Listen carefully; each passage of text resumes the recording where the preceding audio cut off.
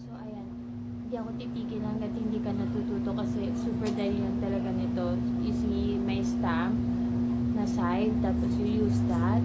May ganito siya, and then stamp it. Like kung saan mo gusto ilagay. Gagamit ako ng mirror kasi hindi ko siya makita sa cellphone.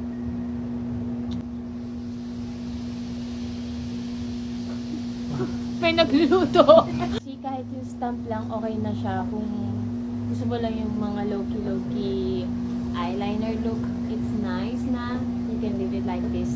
Pero, kung gusto mo pa siya, like, super clean and pointy, I don't know, meron naman siyang line side, and ayan, ito yung sharp side. Linis lang. Like, dagdag ka lang sa dulo. Ayan. So, ayan yung nagawa ko. Nilagyan ko lang siya ng extra line there para mas pointy, sharp. So, ayan.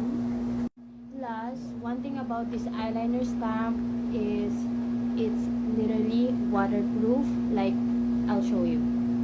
Ayan. Mag-line tayo dito. 3. Patuyuin lang natin siya. Saglit lang. Okay? So, babasahin na natin siya para makita natin kung talagang waterproof siya because to see is to believe. So, ayan. You can see, basa talaga siya. Isa pa, basahin ko pa. Oh, not the food! Wag yung paa. Ayan.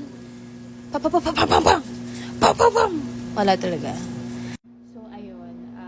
Sinasuggest ko talaga sa inyo itong eyeliner na to kasi super dali gamitin, lalo na pagka hindi steady yung hand mo, lalo na sa paglalagay ng eyeliner kasi may stamp na siya and i-clean up mo na lang. Plus, it's waterproof so it can last you like all day.